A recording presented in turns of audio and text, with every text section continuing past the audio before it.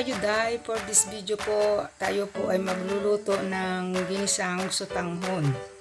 Yan, ito po yung ating sangkap. Unang-una, mayroon tayong pinakuluan na hita ng manok.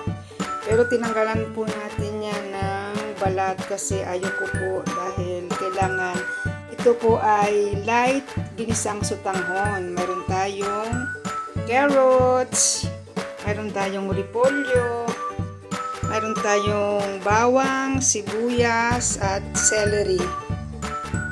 At syempre ang ating sutanghon. Kaya tara mga kayuday, samahan niyo ako magluto ng light sutanghon po kasi para pwede rin po yung aking asawa. Ayan mga kayuday, maglalagay tayo ng olive oil. Ayan, ihuhulog na natin ang ating bawang. Ayan. Unahin natin yung bawang kasi at papupulahin mga kayuday para lasang-lasa po ang bawang sa ating ginisang sutanghon. Ayan mga kayuday, sunod na rin natin ang ating sibuyas.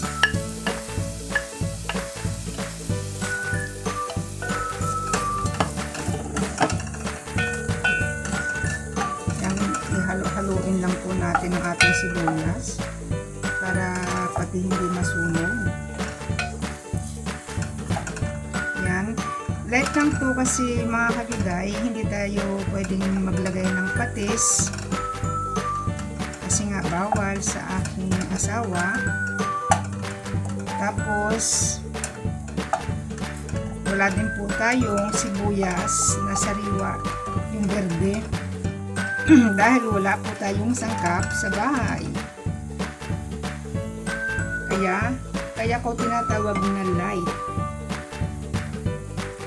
Yan mga kayuday, susunod na natin ang ating celery. Yan ating halo-haloin ang may kasamang pagmamahal.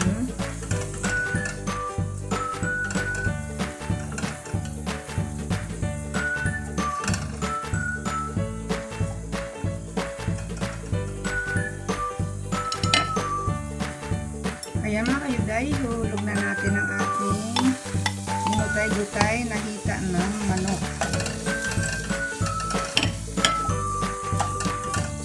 Ayan natin ang gigisa para malasahan po ng ating manok yung mga bawang natin, sibuyas. Yan, wala din po itong aswete kasi nga naman wala naman ditong aswete para pampapula. Ayan mga kayuday, dahil wala nga tayong patis, so lalagyan ko na po ng asin ang ating ginisang manok. Ayan mga kayuday, atin na pong ilalagay yung ating sabaw ng manok, yung tubig ng pinaglagaan ng ating manok. Yan, dandahan lang kasi may yung ating manok na nilaga, ano ba yun, yung pinakuluan. Naglagay po tayo dito ng laurel, naglagay ako ng bawang at sibuyas para ayan, sabaw pa lang, panalo na. Dan atin lang pong takpan. Ayan, antayin natin kumulo mga kayuday. Ayan mga kayuday, hulog na natin ang ating sutanghon. Ayan, pag lumambot naman po ito ay maghihiwa-hiwalay na.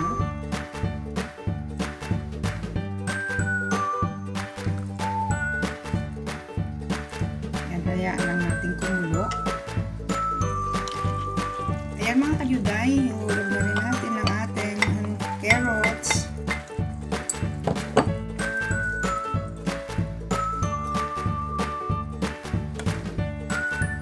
At isusunod na rin po natin ang ating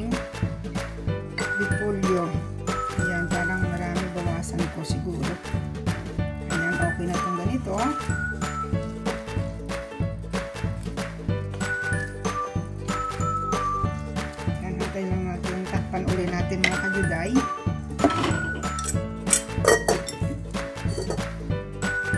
Ayan mga kajuday, lalagyan din natin ng paminta po.